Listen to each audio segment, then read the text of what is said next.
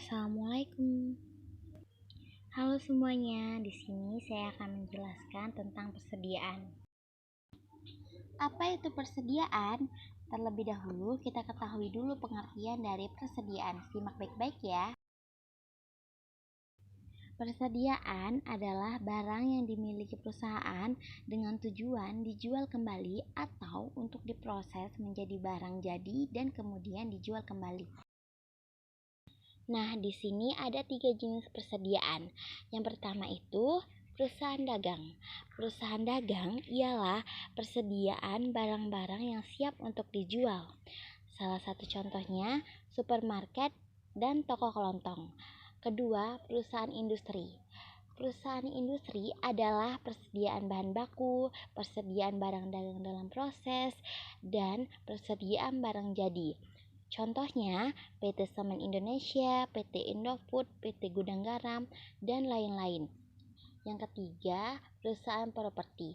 Perusahaan properti ini meliputi tanah yang dimiliki untuk dijual dan rumah yang akan dijual.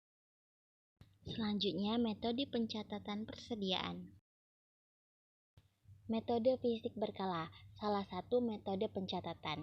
Di dalam metode ini, transaksi yang berkaitan dengan persediaan dicatat dengan menggunakan perkiraan pembelian, rektur pembelian, potongan pembelian, rektur penjualan, serta potongan penjualan.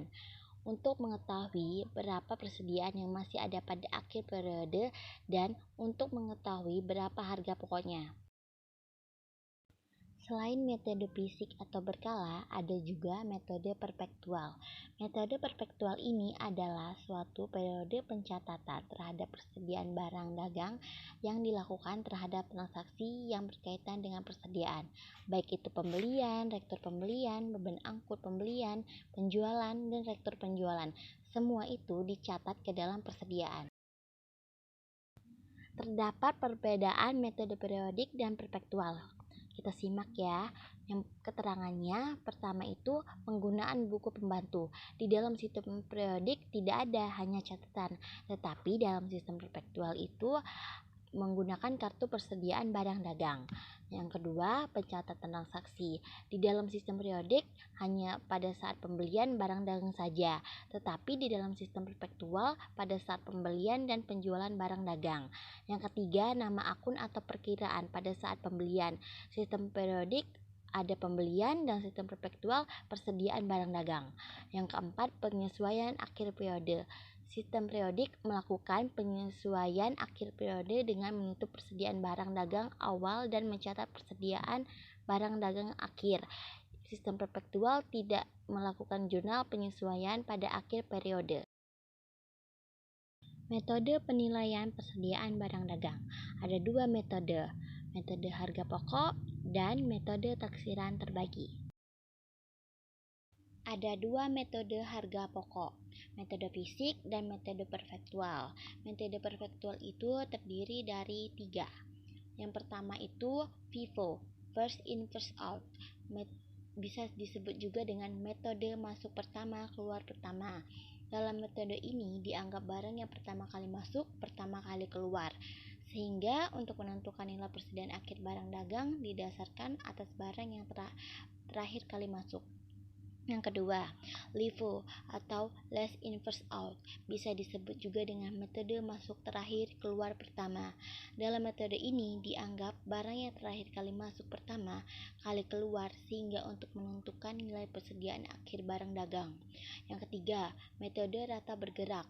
Dalam metode ini didasarkan atas rata barang yang masuk. Nah, metode taksiran terbagi menjadi berapa? Nah, di dalam metode taksiran itu ada metode laba kotor dan metode eceran. Metode laba kotor itu teknik untuk memperkirakan jumlah persediaan akhir. Ini menghasilkan persentase laba kotor atau rasio margin kotor 20% dari harga jual. Dan metode eceran itu biasanya digunakan oleh tokoh-tokoh yang menjual bermacam-macam jenis barang. Dalam hal ini, pencatatan persediaan digunakan metode fisik, sedangkan untuk menilai persediaan akhir digunakan metode eceran.